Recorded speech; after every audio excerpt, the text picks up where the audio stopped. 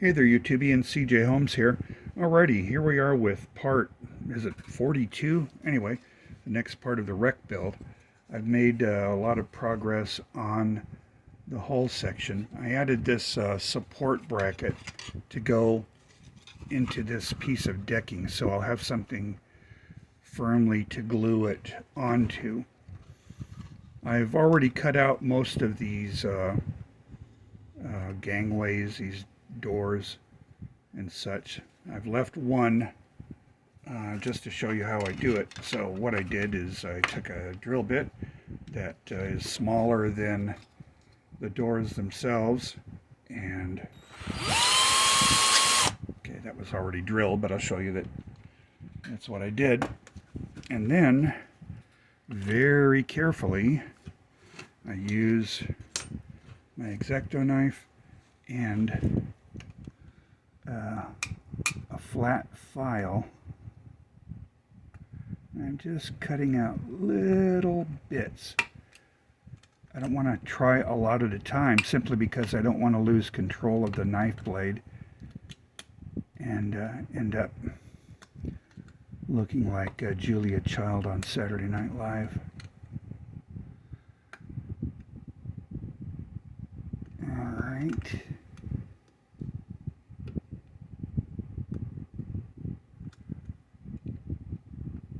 That's coming along nicely.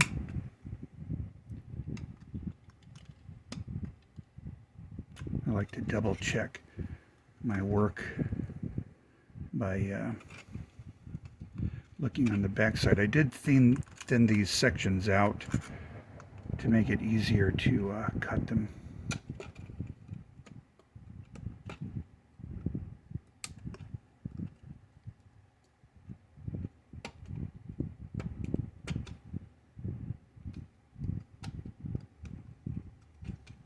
Cool.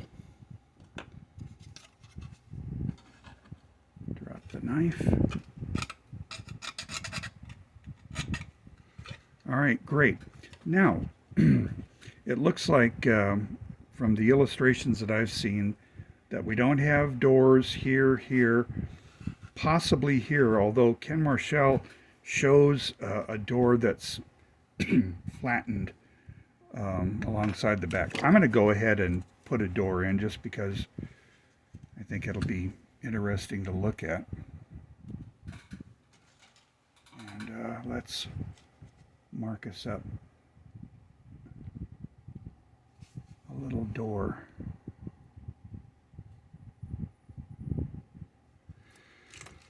And cut it out.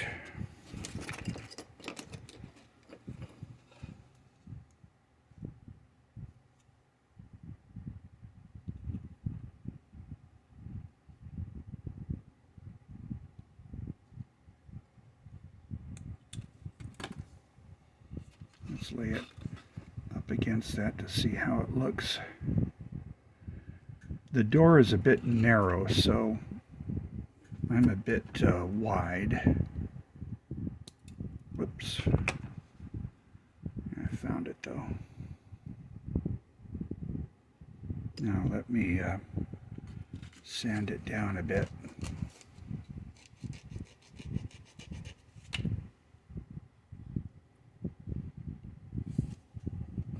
Let's lay that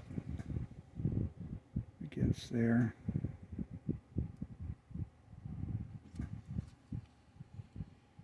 Okay, I think that's all I'm going to do. It's still a little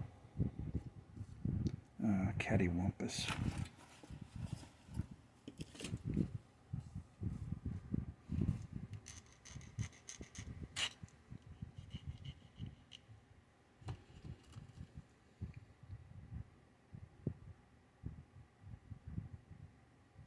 Let's see how that looks.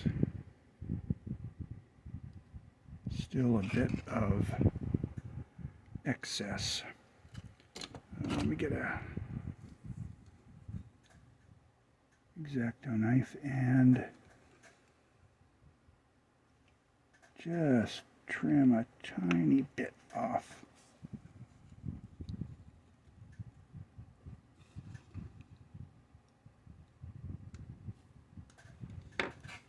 That's it. That looks good.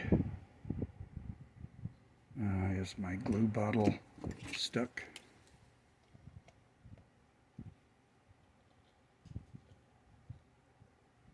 Just a bit of surface mess.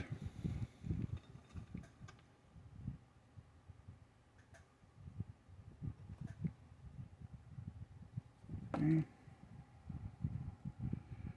Now, let's see if we can pop that in place without losing it.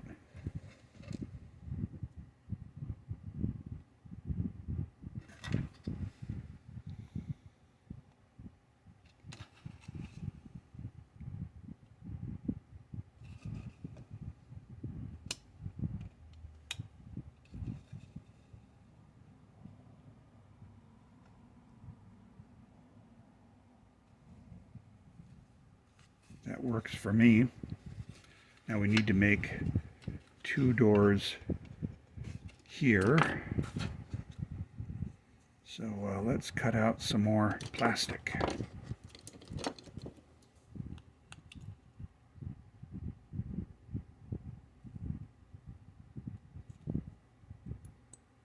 Give me plenty to work with. All right. So that's a bit large.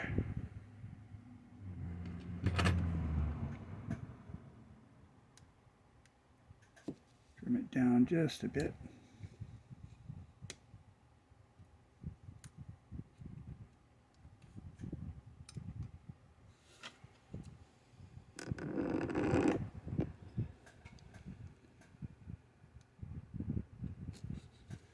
Now let's see how high that is. Looks good. I'm just eyeballing things, as you are probably already well aware I do just a lot of eyeballing.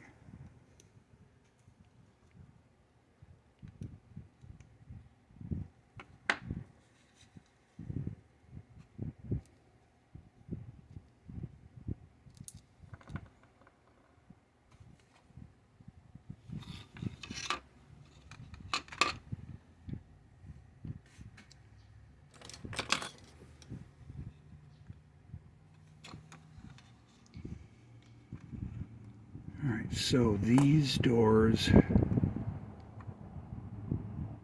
are not apparently completely wide open, but they are open. So, you know, before I glue that, let me make another one so I can glue them both on. Now let's try it this way.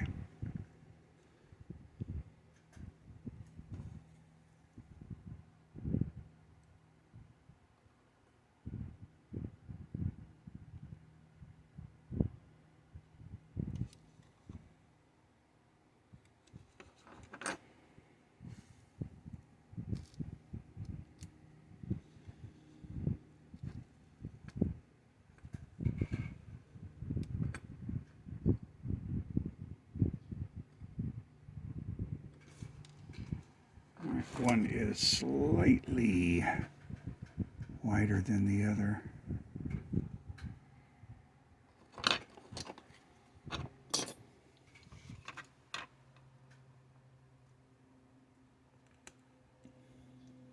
Just took a hair off. Now let's take a look at height. Perhaps just a hair tall.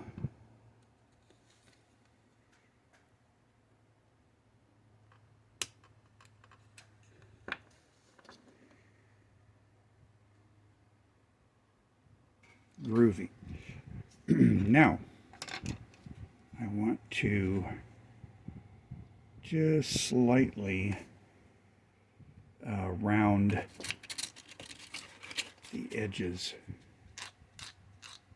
Just take a couple of slight sandings.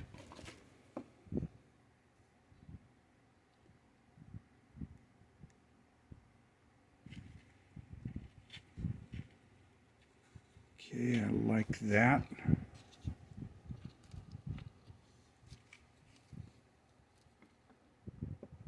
Let me refer to my illustration.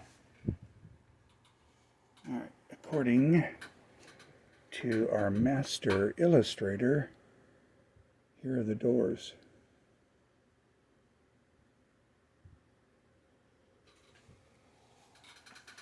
Now the model shows the hinges on the same side, forward. But I'm going to go with Ken on this.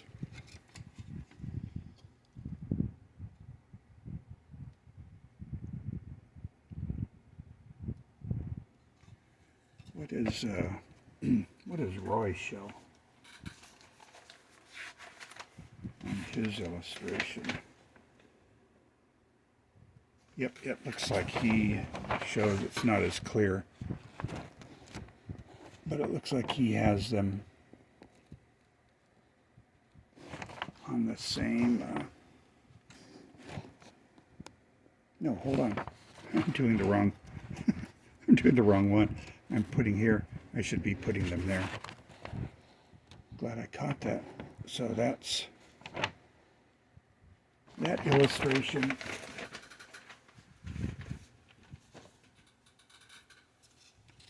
Alrighty. Oh, don't touch these. These hinges are in the correct spot. Oh dear. Alright, let me see if I can get this glued on.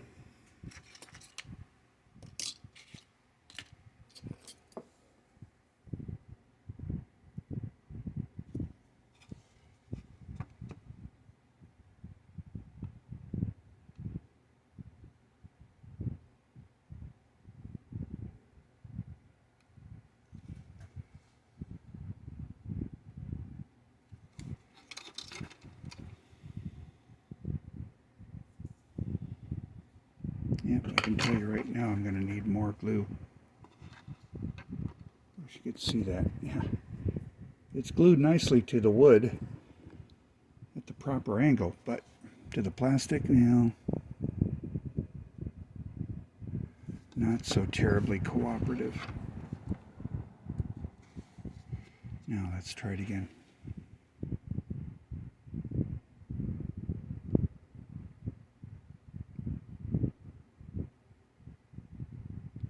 Awesome, let that sit for a bit.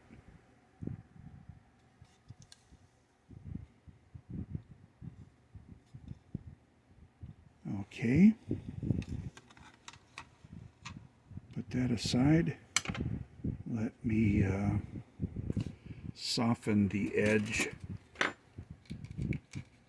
of this door.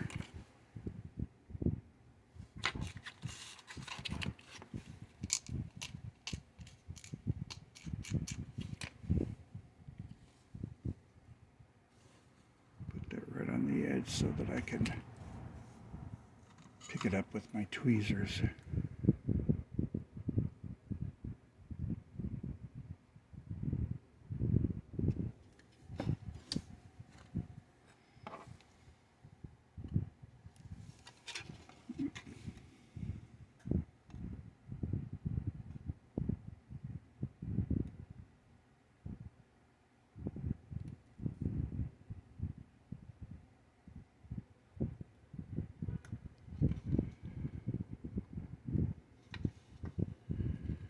Come on. Glue.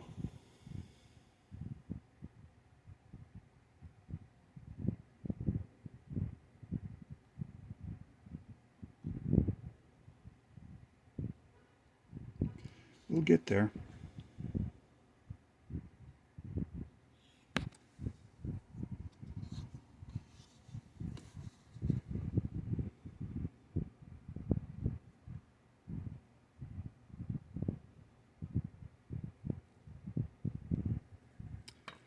Awesome.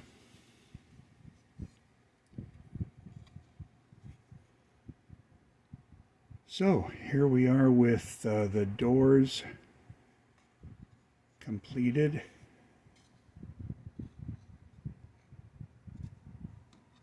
They'll look very nice once they're painted. This is going to go here.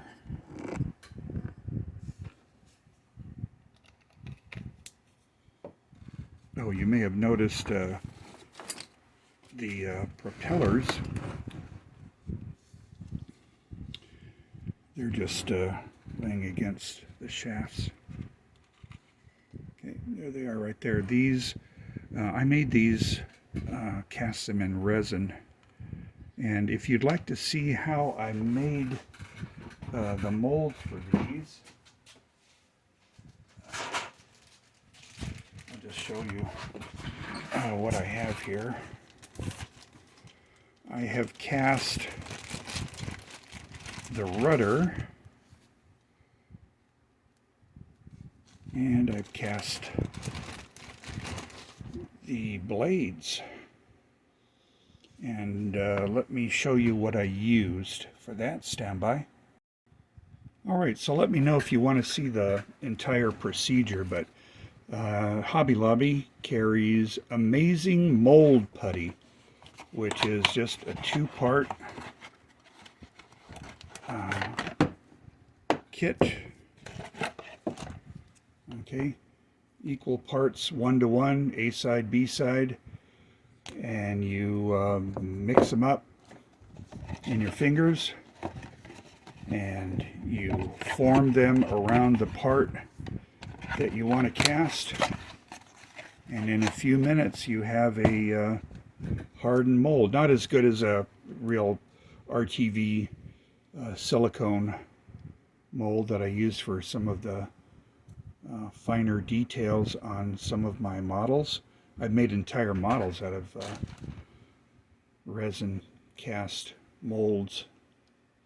But anyway, for a quick and dirty casting, let's say you have a Titanic kit, you don't want to cannibalize parts, so you can take an existing piece, cast it in this rubber, and make several copies of it. So anyway, let me know in your comments if you'd like to see that procedure in detail. I'll set that aside. So, I've got my propeller blades. I have my hull section ready. Okay. And I'm not going to cement it in place yet, because what I need to do before I really go any further with this is to create some seabed. Comment was made, when are you going to put some seabed on the thing? Well, I really need to now. In hindsight, I suppose it may have been in the long run easier to make the model before attaching it to the baseboard, but I chose to do it this way. It's had some advantages for me. It's kept the model relatively safe, and it's given me anyway some good reference points on exactly where to place the thing. However, I really can't go any farther without doing some seabed. I'm going to be putting the debris field along the sides here. In a previous video, I think I had intended to take as much of the debris field that extends for several hundred yards, mostly out to this side. Keep in mind, if you're looking at the wreck from above, the stern section is actually pointed in the direction the ship was headed when it collided with the iceberg. The bow section is basically in the opposite end. The bow section is facing northeast and the stern section is facing southwest. And most of the debris is south of the stern section by several hundred meters. For example, the 5 single-sided boilers, which I've also cast in resin, are really not near the wreck. They're out. However, I'm considering placing them in the debris field anyway. They'll be a lot closer than they really are, but it'll give an indication of all the debris that is at the bottom of the sea. Would you guys mind letting me know, what do you think? What would be best? I know several people are considering purchasing the kit once it's done.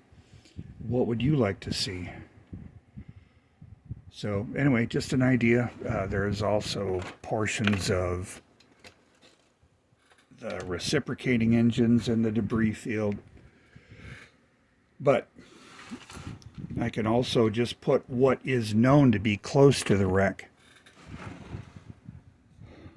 Possibly even make a separate scene showing more of the debris. Anyway, it's so scattered about that it's really not convenient to put it in any one location. Let me know what you think. All right, so the seabed. What am I going to use for seabed?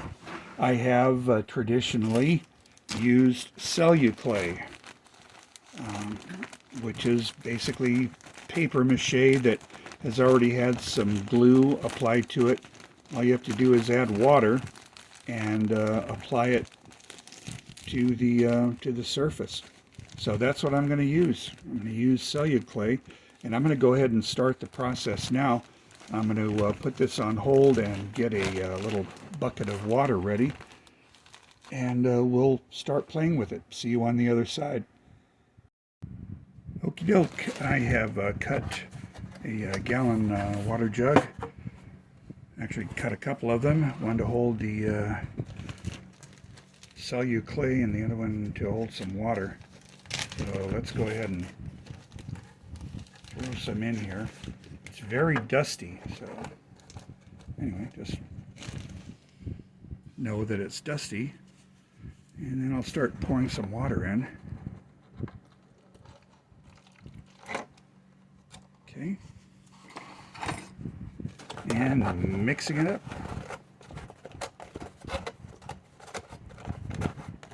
It absorbs the water at a tremendous rate, so already it's kind of dry. Anyway, you just mix the water until it's the texture you want. It's already coming out nice. Okay. It'll be kind of lumpy. You can work it and work it and work it and try to get the lumps out, but I don't want all the lumps out.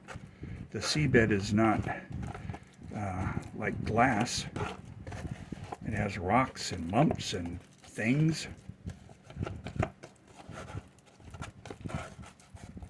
So I've got a good start here already. Let me get pieces out of the way and get my bag of clay out of the way. And let's go ahead and start working it. I'm going to start at the area of the props. I want to get that taken care of. Can you see that? I really should have cleared my bench, but I didn't. I never clear my bench. I do. Rarely. Try to avoid getting it on parts you don't want to. It'll come off, but my fingers tend to wander when I'm building stuff.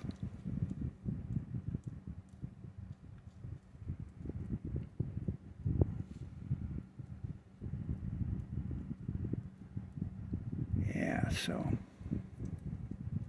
that's what we're working here.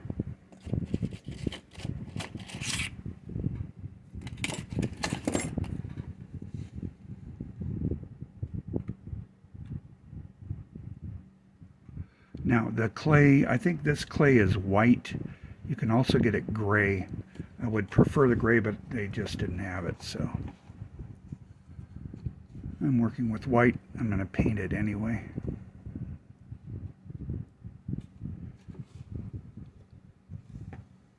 Okay.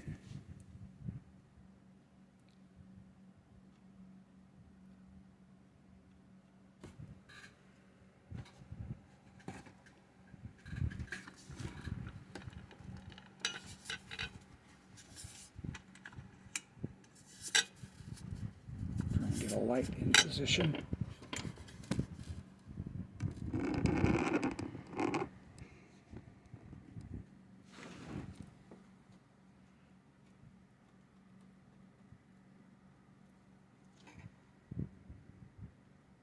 We'll build up a little more in this area. I'm working this right now. I want to get a blade in position.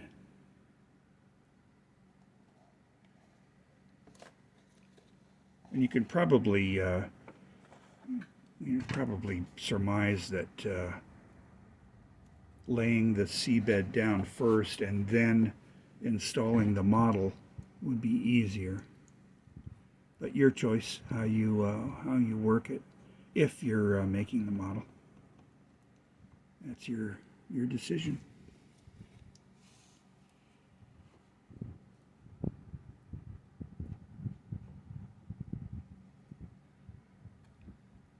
Laying it down. Let me find my port side blade. It's going to go in place here, just like that. Keep in mind that the blades are partially submerged, buried in the mud.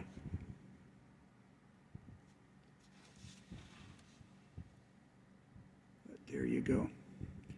I'm going to leave the blades in place during the drying, which could take several days. I'm just going to lay this out in the sun and let nature take its course. It takes a while for cellular clay to set. It's not like plaster of Paris. So there are easier ways to do this. You can use plaster. You can take dirt and glue it down with white glue.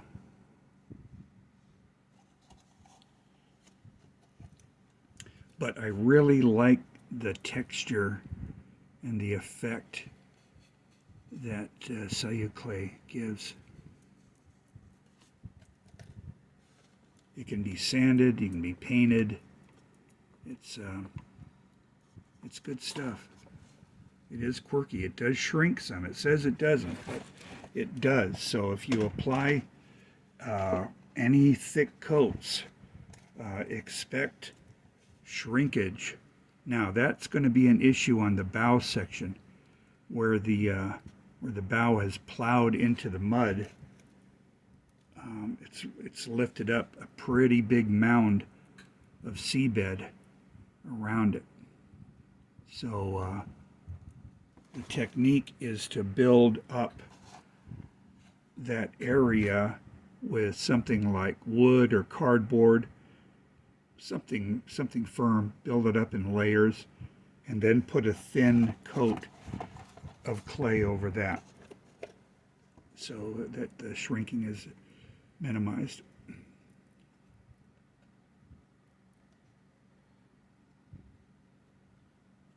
So yeah, so that's what we're doing here. Be careful, man. Don't get it on the ship.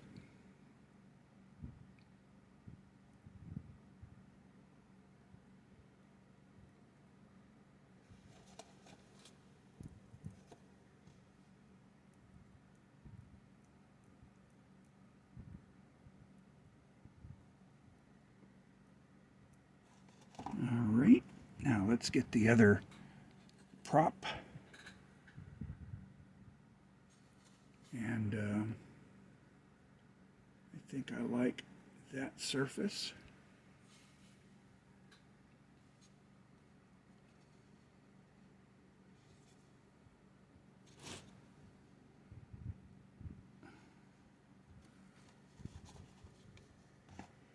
See what I'm doing there?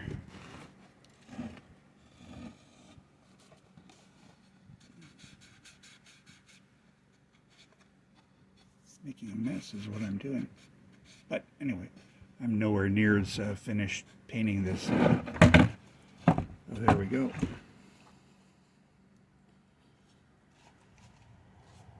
I'm going to lay some clay down below this piece of decking that's collapsed and get that taken care of. Let it kind of embed in there.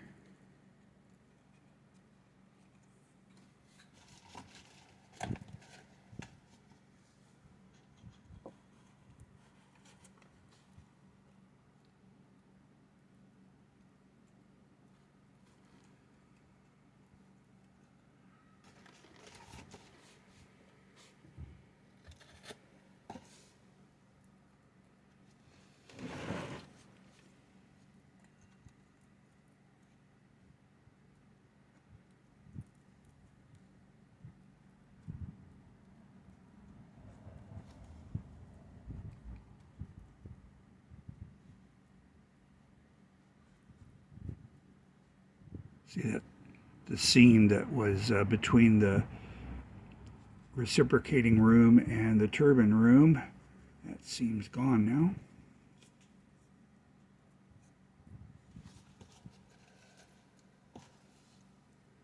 And there you go. So we've gone about a half hour already, and it's just going to be more of the same. So we'll leave it at that, and by the next episode, we should be pretty well established with seabed.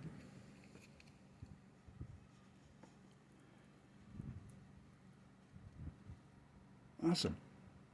So there is progress on the ship. We'll have another one out soon. There'll be one definitely this week. And hope you've enjoyed the video. I appreciate your comments and suggestions. I try to respond to everyone who comments. There you go. Have a nice day.